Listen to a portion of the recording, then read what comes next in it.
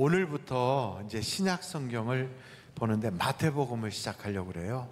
그래서 창세기가 끝나고 이제 마태복음을 보게 되는데 어때, 흥미가 진진하시죠? 예, 진진하지 않아도 진진하다고 해주시면 참 좋을 것 같아요. 그래서 마태복음을 보는데 신약 성경 쪽을 탁 피면 첫 번째 나타나는 게 마태복음이에요. 1장 한번 첫 번째 줄을 한번 같이 읽어보실까요? 1절이에요. 다 같이 한번 읽어보겠습니다. 시작. 아브라함과 다윗의 자손 예수 그리스도의 계보라.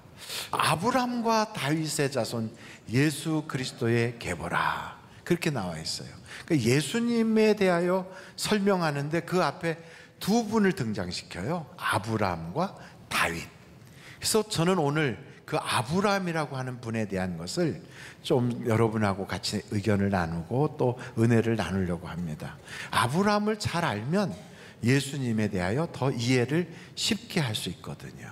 근데 여러분, 아브라함은 원래부터 하나님을 믿던 사람이 아니고요, 그 집안은 우상 제물을 만들어서 그렇게 팔던 사람이에요. 우상의 그런 여러 가지 도구들. 그러니까 마치 이제 불교나 이런 데 보면 거기에 보면 이제 이렇게 부처님 상이라든지 또 혹은 거기에 이렇게 쓰는 도구들 같은 거 있잖아요. 그런 거 만들어서 파는 그런 이제 그 사업을 하는 분이에요. 이제 그런 사업하는 분을 하나님이 만나셔서 내가 지시할 땅으로 가라. 그래서 본토 친척 아비집을 떠나 가게 되는데, 그때부터 하나님이 아브라함을 잘 다듬으셔서 굉장히 그 축복의 통로, 그리고 우리 모든 그 인류의 역사상 가장 복받은 사람의 대표적인 인물로 아브라함을 세웠어요. 아브라함은 하나님과 온 인류가 언약 관계를 맺는 인류의 대표로 세웠거든요. 그래서 그는 참 존귀한 분으로 우리가 그렇게 알고 있다고요.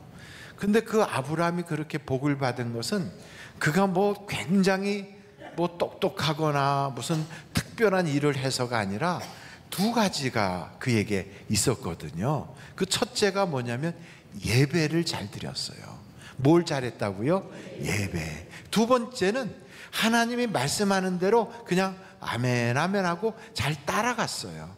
이 두 가지가 아브라함의 특징인데, 오늘 그 아브라함이 복받은 바로 그 이야기, 예배를 통하여 복을 받았다 하니까 그 두 가지 예배가 성경에 등장하는데, 창세기서 15장입니다. 1절서부터 한번 같이 보도록 할까요? 거기에 보면 이렇게 나와 있어요. 창세기서 15장 1절. 이후에 여호와의 말씀이 환상 중에 아브라함에게 임하여 이르시되, 아브라함아 두려워하지 말라. 나는 내 방패요 너의 지극히 큰 상급이니라.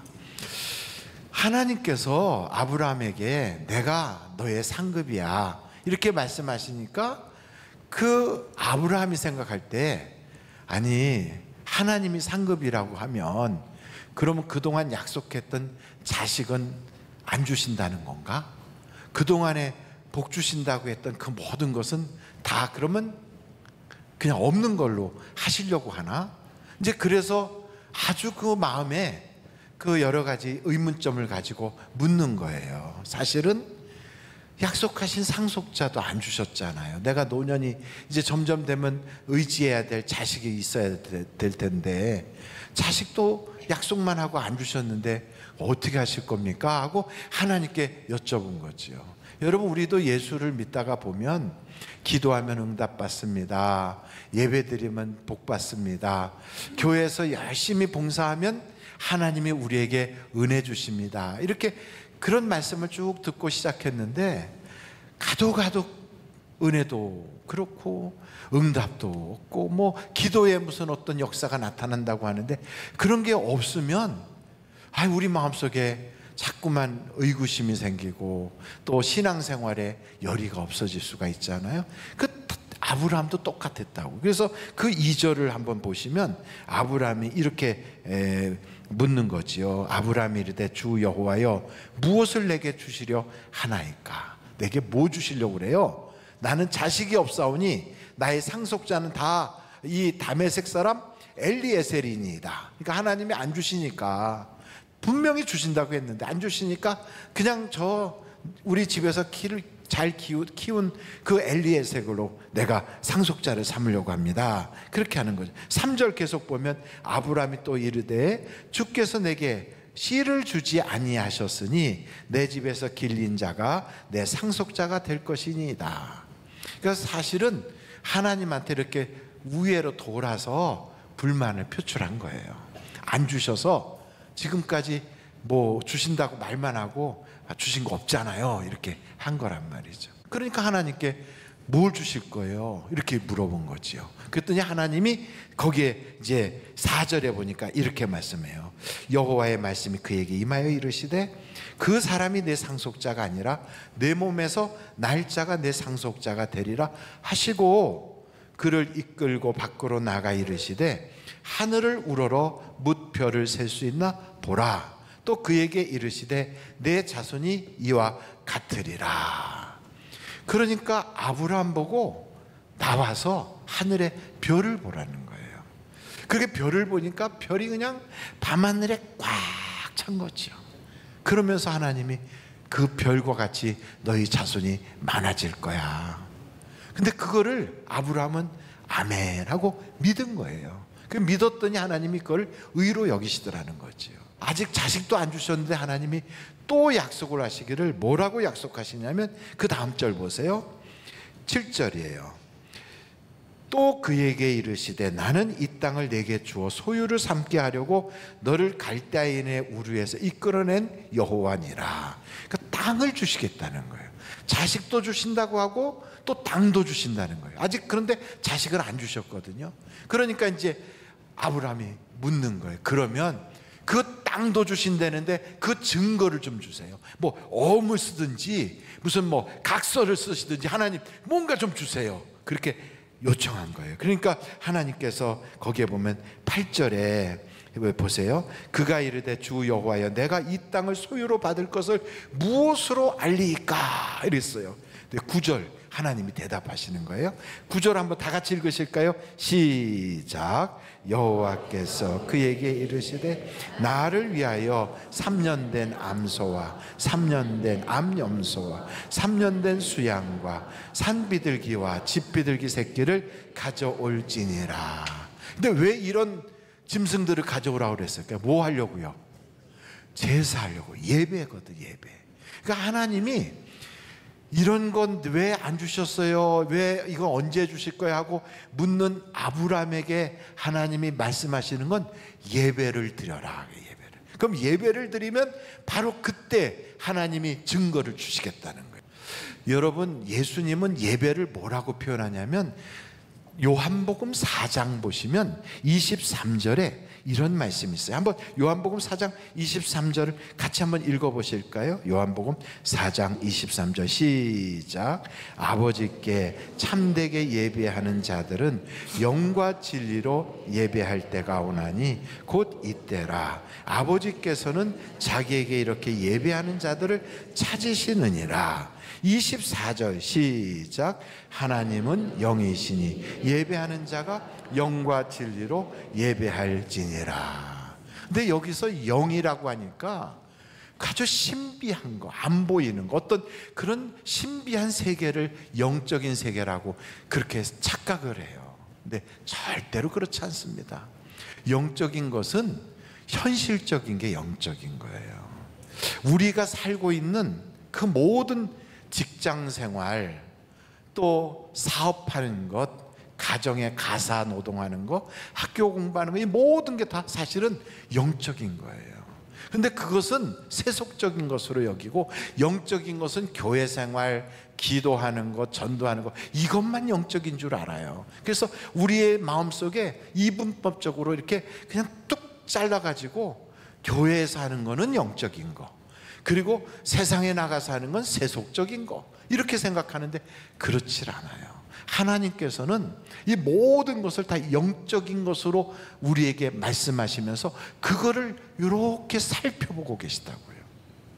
다른 말로 말하면 우리가 세상에 사는 모든 것을 하나님은 살펴보시면서 그러면서 우리에게 영적이야, 아주 신령하구나 이렇게 여기시는 거예요. 근데 우리는 교회에서 하는 것만 영적인 줄 알아요. 한번 여러분 로마서 12장의 말씀을 같이 보실까? 1절과 2절을 한번 보세요. 거기에 보면 이렇게 나와 있어요. 그러므로 형제들아, 내가 하나님의 모든 자비하심으로 너희를 권하노니 너희 몸을 하나님이 기뻐하시는 거룩한 산 제물로 드리라. 이는 너희가 드릴 뭐라고요? 영적 예배니라. 그러니까 영적 예배가 우리 몸을 가지고 하는 거예요. 그러므로 너희는 이 세대를 본받지 말고 오직 마음을 새롭게 함으로 변화를 받아 하나님의 선하시고 기뻐하시고 온전하신 뜻이 무엇인지 분별하도록 하라. 그러니 영적인 생활이란 뭐냐면, 가사 일을 할 때도 그냥 일반적인 안 믿는 세상 그 아줌마는 그냥 자기 뜻대로 막 이렇게 하면, 우리는 내 가정에서 자녀들을 어떻게 키워야 되나, 하나님의 선하시고 온전하시고 기뻐하신 뜻을 따라서 아이들을 키우고 집안 살림도 그렇게 꾸려나가. 그게 영적인 생활이고 그게 바로 영적 예배예요. 하나님은 그런 예배를 기다리고 그런 예배자를 찾고 있는 거라고요. 우리는 예배자로서 직장 생활하잖아요. 그럼 직장 생활할 때 김 부장은 김 부장의 스타일로 막 일을 해요. 그럼 우리는 예배자로서 하나님의 선하시고 온전하시고 기뻐하시는 게 어떤 것일까? 그러면서 직장 생활을 그렇게 해나가는 거예요. 그때 하나님이 그걸 보시고 너는 분별해요. 직장 생활하는구나. 영적인 예배를 드리고 있어. 그렇게 보는 거예요. 그러니까 예배는 세상에서도 드리고 있는 거예요. 교회 예배당 안에서만 드리는 게 아니라 우리가 살고 있는 세상, 시장, 그 장사하는 가게에서, 혹은 우리의 직장에서, 집에서, 거기서 예배를 드리는, 그거를 하나님이 이렇게 보고 계시다니까요. 여러분, 창세기서 4장에 보면 가인과 아벨이 등장해요. 가인도 하나님께 예배를 드려요. 아벨도 하나님께 예배를 드려요. 둘 다 예배를 드리는데, 아벨과 그 예물은 하나님이 받으시는데 가인과 그 예물은 하나님이 안 받으세요.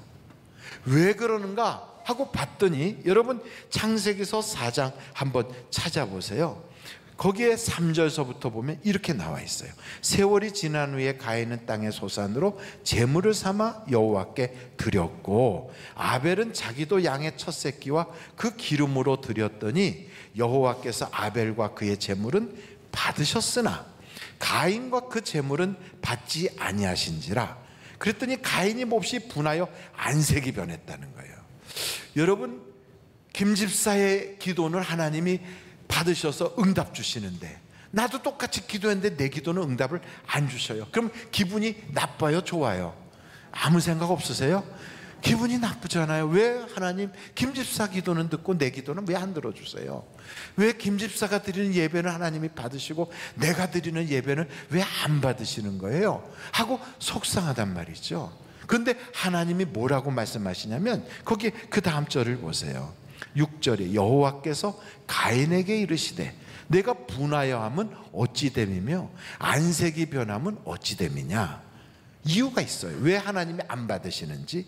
내가 선을 행하면 어찌 낯을 들지 못하겠느냐. 선을 행하지 아니하면 죄가 문에 엎드려 있느니라. 죄가 너를 원하나 너는 죄를 다스릴지니라. 그러니까 하나님이 우리가 드리는 요 예배만 보는 게 아니라 삶에서 선이 없어요. 악만 있어. 그러면 그의 예배와 그의 삶은 안 받으시는 거예요. 그러니까 여러분, 예배를 그렇게 드리는데 한 주간 지나면서 엉망으로 살다가 교회만 와서 예배 폼 잡고 탁 거룩 이렇게 드리면 하나님이 쭉 나를 보시다가 그 예배는 안 받아 이러신다는 거예요. 우리는 종종 예배를 보러 간다고 그러잖아요. 그래서 예배는 우리가 보는 줄 아는데 그렇지 않아요. 예배는 하나님이 우리를 보고 계시는 거예요. 그래서 하나님이 우리를 쭉 살피다가 우리의 예배에 잘했어 하고 거기에 하나님의 결제가 나면 예배의 응답이 쏟아지는 거예요. 갈매산 그 예배 자리에 하늘에서도 불이 쏟아지듯이. 그래서 역사가 나타나는 거예요. 그러니까 하나님이 기뻐하는 예배는 과연 어떤 예배냐? 여러분 성경 히브리서 13장 16절을 보실까요? 거기에 보면 이렇게 나와 있어요. 같이 한번 읽겠습니다. 시작. 오직 선을 행함과 서로 나누어 주기를 잊지 말라. 하나님은 이 같은 제사를 기뻐하시느니라. 그러니까 선을 행하고 나누어 주는 거, 이게 바로 예배라는 거예요. 이걸 하나님이 기뻐하시는 거예요. 근데 우리는 그런 삶은 살지 않고 교회 와서 의식적인 예배만 드리니까 이 예배를 하나님이 받을 수가 없는 거죠. 누구든지 죄 없는 사람이 없어요. 넘어지지 않는 사람이 어디 있어요. 근데 그런 상태로 그냥 와서 예배를 드리면요, 그 예배를 하나님이 받으실 수가 없어요.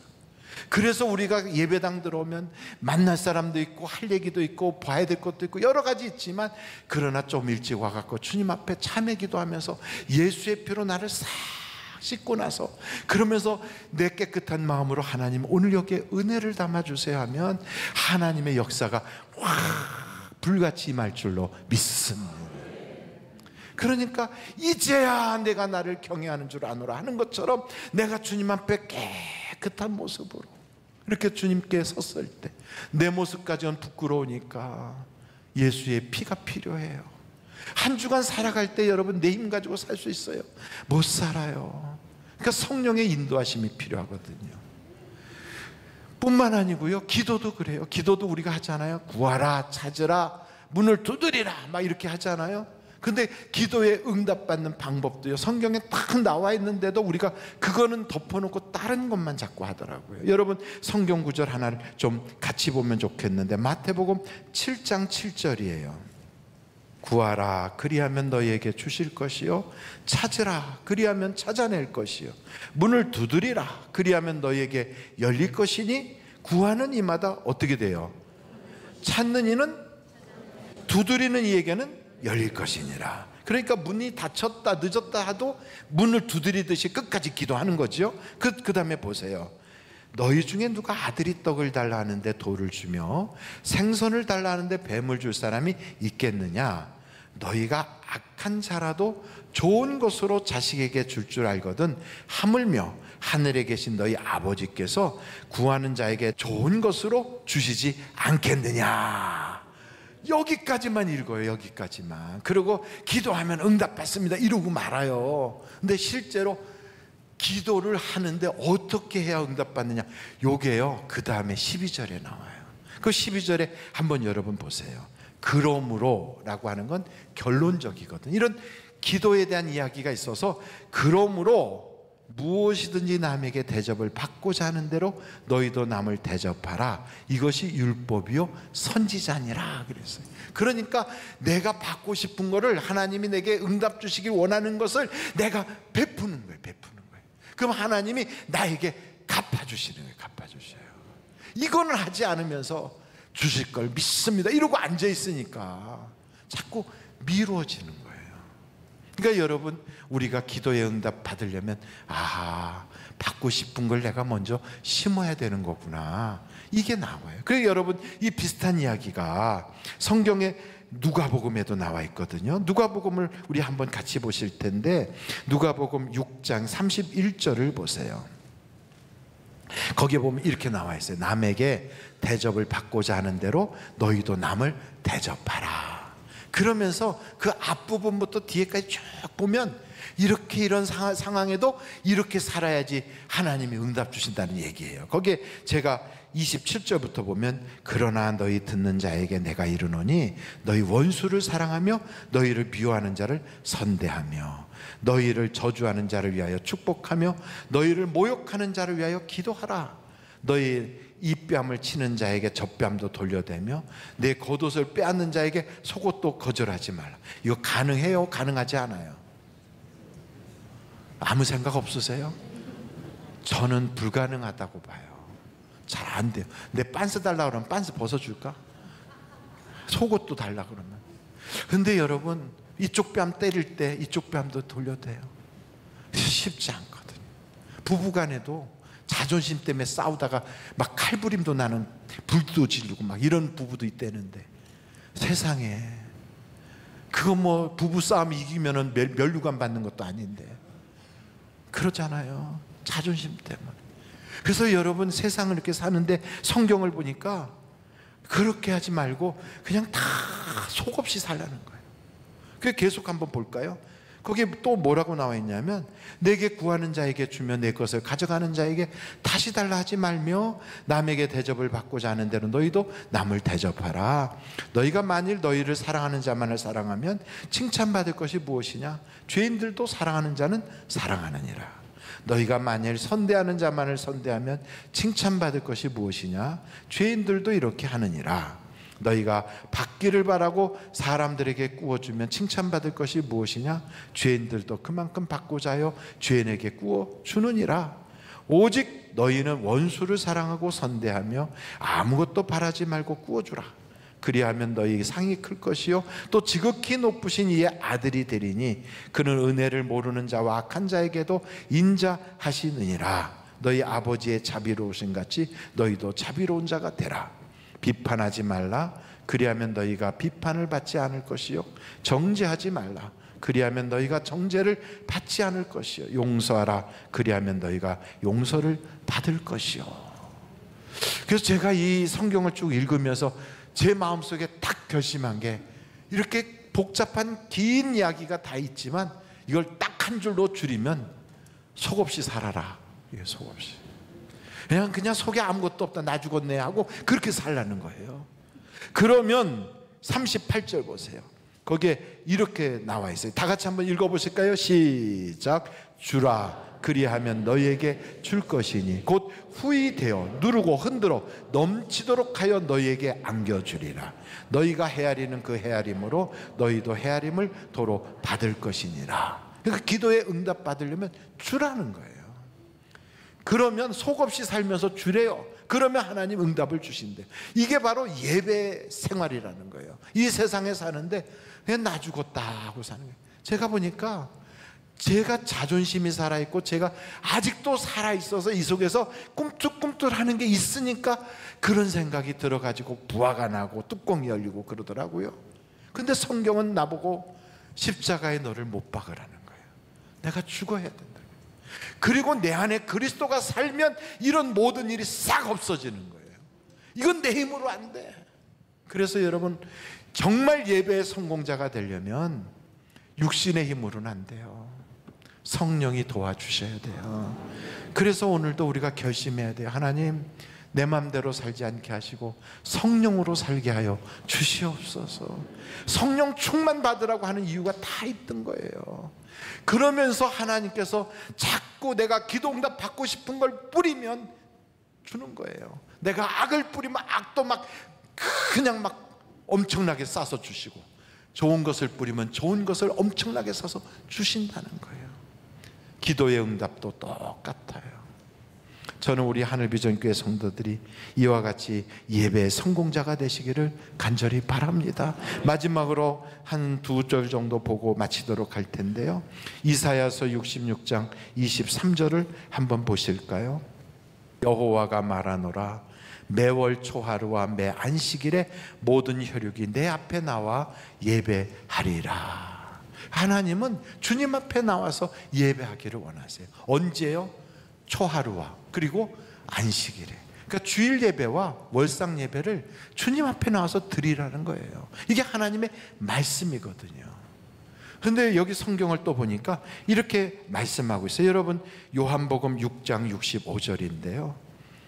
또 이르시되 그러므로 전에 너희에게 말하기를 내 아버지께서 어떻게 하지 않으면 오게 하여 주지 아니하시면 누구든지 내게 올 수 없다 하였노라 하시니라. 그러니까 우리 주님은 모이기에 힘쓰도록 하고 월삭에 나와라, 그리고 주일날 예배 드려라 이렇게 하시는데, 바빠서 못 나가요, 피곤해서 못 나가요, 일이 있어요, 뭐 때문에 못 나가요, 이유가 막 있어서 안 나오는 분들 있어요. 못 나오는 분들. 그러면 그건 뭐냐면 하나님이 허락하지 않으셔서 못 나오는 거예요. 쉽게 말하면 하나님께서 넌 나오지 마 그러신 거예요. 본인은 이런저런 이유가 많다고 하는데 성경을 보니까 하나님이 나오게 한 사람은 나오더라 이 말이에요. 근데 하나님이 나오지 않도록 한 사람은 못 나오는 거예요. 그런데 오늘 우리는 이 예배에 나왔어. 그렇다면 여러분, 하나님께서 지금 여러분을 이 자리에 부르신 걸 믿으십니까? 그렇다면 하나님께서 나에게 큰 은혜를 주시려고, 무슨 생각으로 나왔는지 모르지만 하나님께서 나를 여기 성경대로 딱 보면 오게 하여 주신 거다 이 말이에요. 그래서 오늘 어차피 하나님이 나에게 이런 기회를 주시고 큰 은혜를 주셨다면 은혜를 헛되이 받지 마십시오.